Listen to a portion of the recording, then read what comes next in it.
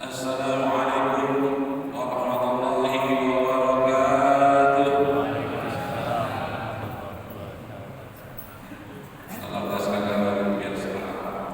Assalamualaikum warahmatullahi wabarakatuh. Alhamdulillah hada wa kunna linahtadiya Allah.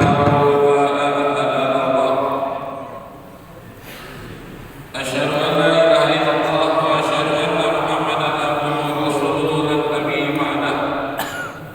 Allahumma shalli wa sallim wa barik ala sayyidina wa habibina wa syafiina wa dhurina wa maulana Muhammad wa ala alihi wa sahbihi ajma'in. Qala Allah ta'ala fil Qur'anil Karim wa huwa asdaqul qailin. A'udzu billahi minasy syaithanir rajim. Wa adzin fil nasi bil hajji ya'tuka rijalan wa 'ala kulli damirin ya'ti min kulli fajjin 'amik. Shadaqallahul 'azim wa balagha rasuluhun nabiyul habibul karim. Walhamdulillahi rabbil alamin.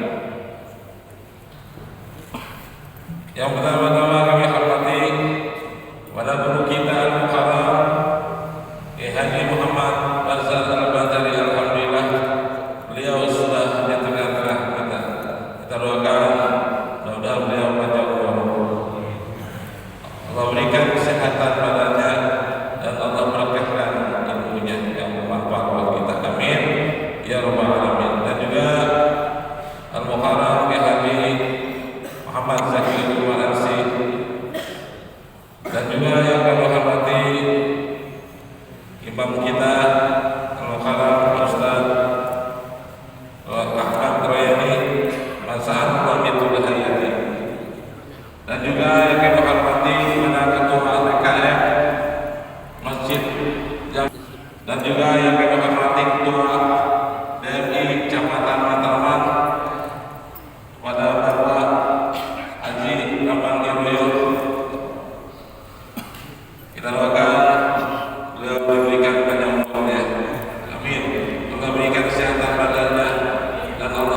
Dan juga Muslim lainnya yang merupakan Ustaz Haji Agus Azhari, dan juga para Mukhtar Imam, dan juga Ahmad dan keluarga kita, sehingga di pagi yang cerah ini kita dapat berkumpul. Alhamdulillah kita dalam melaksanakan salat subuh berjamaah di masjid yang mulia ini, dan dilanjuti dengan talabul ilmi. Mudah-mudahan langkah kepada alamin. Salawat dan salam dan berpulang kita sanjungkan kepada junjungan Nabi besar kita Muhammad sallallahu alaihi wasallam beserta keluarga sahabat dan pengikutnya yang selalu istiqomah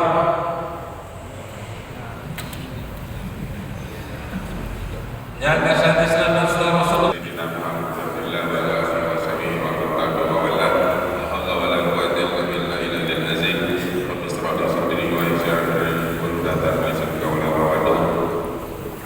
Yang saya hormati para kiai, para guru, para pengurus sholat masjid, para pengurus musala Kecamatan Matraman,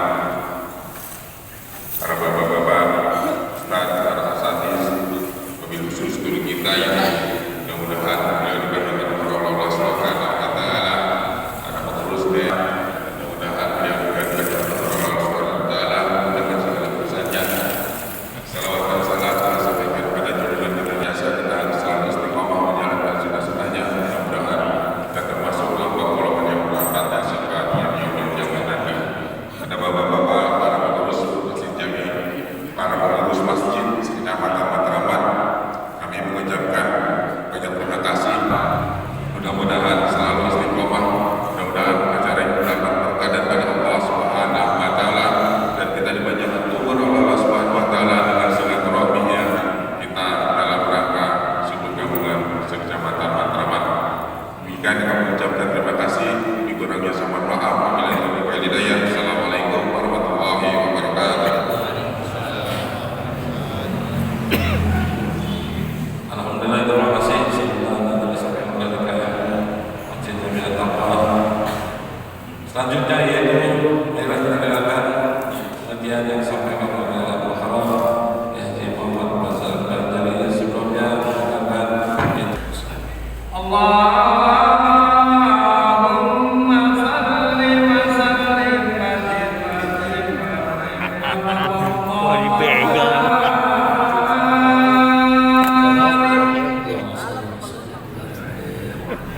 Yang berapa? في جلالك وكمالك ومنازل عبادك ورزق عبادك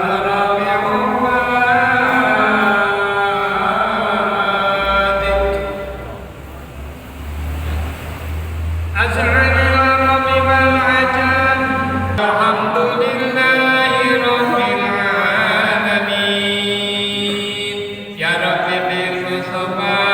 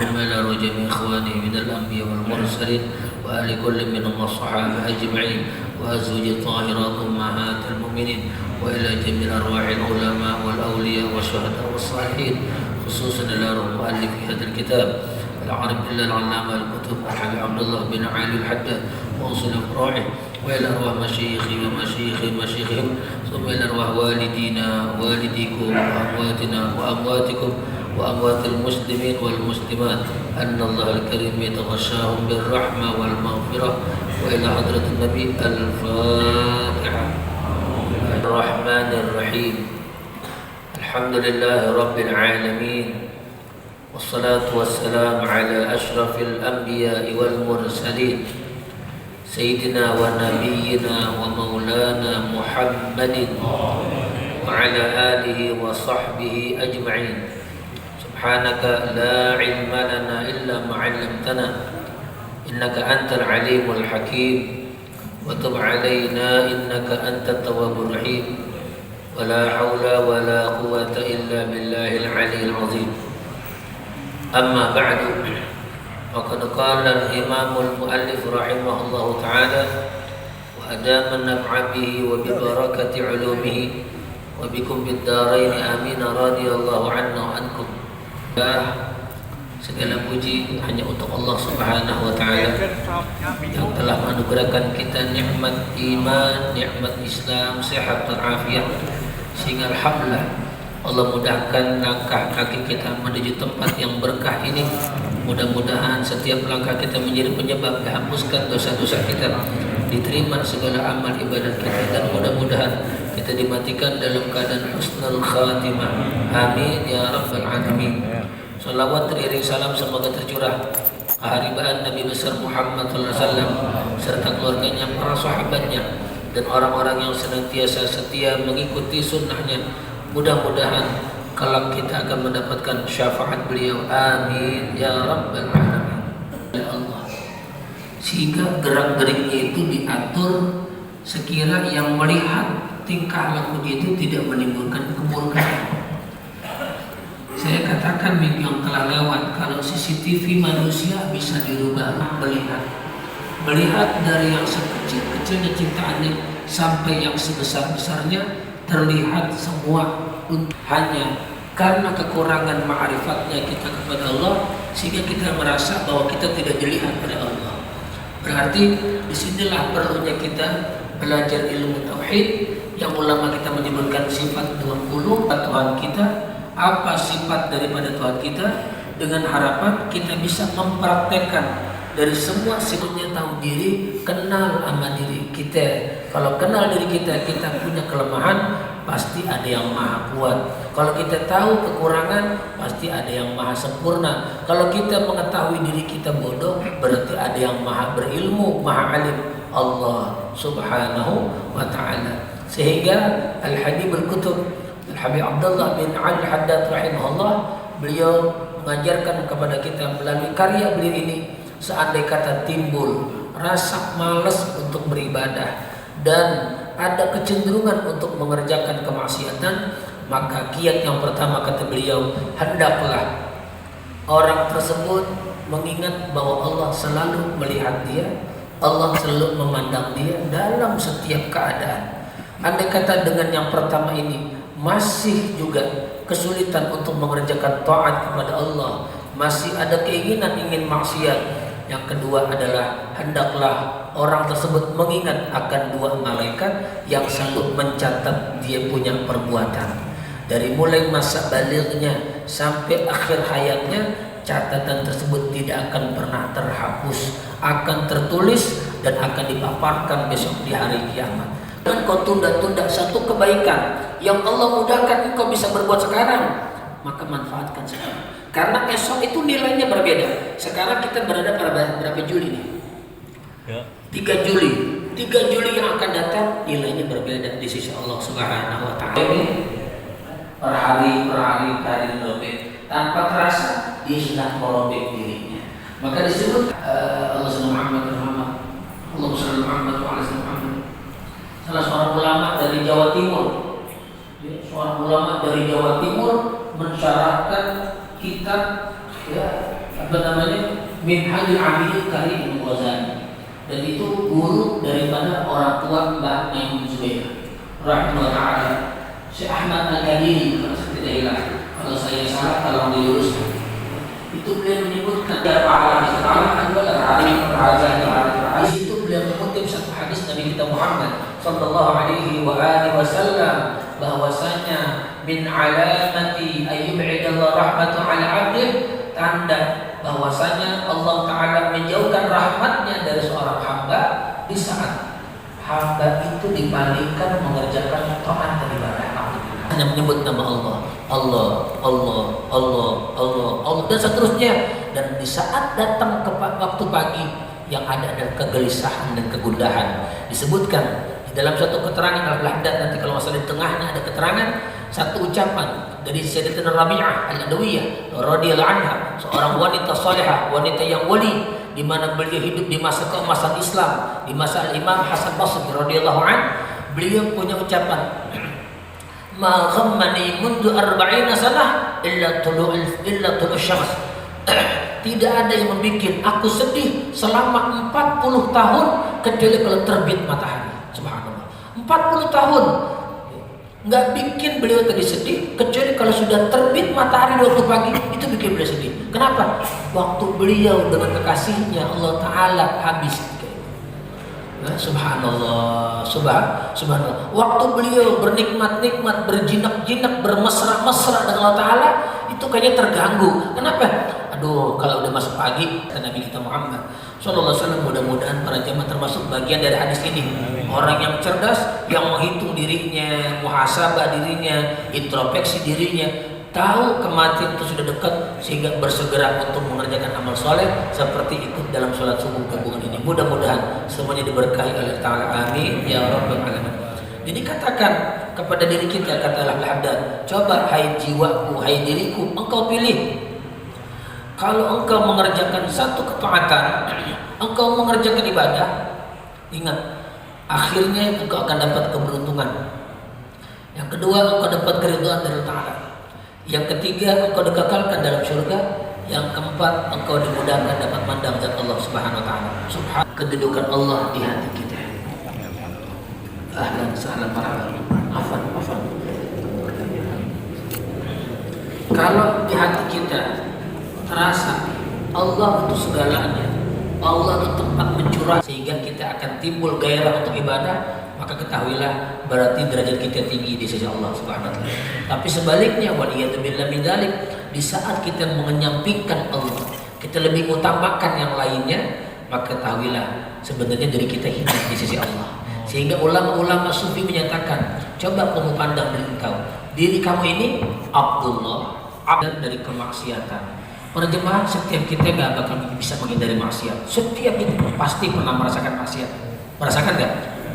Al-Fakir gak lagi lebih banyak dari antum maksiatnya, ya. Merasa kita, tapi Nabi juga ngasih jalan. Wa khairul khata' at-tawwabun.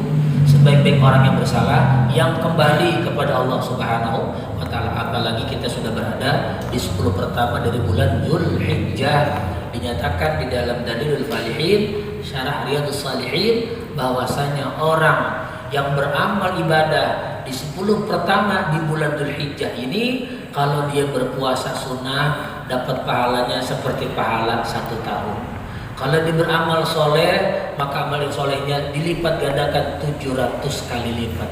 Subhanallah, ini beribadah di bulan pertama daripada bulan Dzulhijjah, 10 pertama bulan Dzulhijjah. Mudah-mudahan Allah Ta'ala bukakan hati kita, diberikan hidayah dan taufik, sehingga kita bisa mengerjakan amal soleh yang membawa kita mati dalam husnul khatimah. Amin ya rabbal alamin. Assalamualaikum warahmatullahi wabarakatuh. Waalaikumsalam warahmatullahi wabarakatuh. Alhamdulillah alladzi ja'ala al-ashral awwala min dzulhijjati afdhala ayyamid dunya. Asyhadu an la ilaha illallah wa asyhadu anna Muhammadar Rasulullah. Allahumma salli ala sayyidina Muhammad wa ala alihi wa sahbihi ajma'in, amma ba'd. Fadilatul muhtaramin, para tuan-tuan guru, terlebih khusus Kiai Haji Ahmad Bazzar mata'anallahu bituli hayati, Ketua DMI Kecamatan Matraman Bapak Haji Rahman Iroyo, dan ada Ustadz Agus Asy'ari dan pengurus lainnya, juga DKM Masjid At-Taqwa dan para hadirin yang dirahmati Allah Subhanahu wa Ta'ala. Guru kita menyinggung tentang keutamaan 10 hari pertama Dzulhijjah. Nabi memang terangkan dalam hadis Jabir yang dikeluarkan oleh Al-Bazzar, afdalu ayyamid dunya ayyamul ashri. Paling utama hari-hari dunia itu hari-hari 10 Dzulhijjah. 10 hari pertama Dzulhijjah dibanding hari lain di dunia, ini yang lebih utama. Dan hadirin, beruntung, bersyukur pada Allah, kita ada di tanggal Dzulhijjah, 3 Dzulhijjah, kita tengah melakukan kebaikan, sholat subuh berjamaah, i'tikaf, lalu menuntut ilmu, silaturahim dan lain sebagainya, sedekahnya juga. Tadi diterangkan bisa sampai kebaikan itu dilipat gandakan 700 kali lipat. Jadi jangan disia-siakan kebaikan-kebaikan di 10 hari. Hadir qala ya bunayya inni ara fil manami anni azbahuka fanzur madza tara, sampai selesai. Di situ disebutkan malam 8 Dzulhijjah di zaman Nabi Ibrahim itu, Ibrahim bermimpi diperintah menyembelih putranya Ismail. Maka keesokan paginya tanggal 8 rawa Ibrahim ay fakkaro. Arti rawa, Ibrahim mikirin. Ini yang nyuruh nyembelih anak saya Allah apa setan dalam mimpi itu, sehingga dikenal hari tarwiyah, hari berfikir. Siapa yang mikir? Nabi Ibrahim. Apa yang dipikirin? Mimpinya. Itu asal muasal penamaan tarwiyah.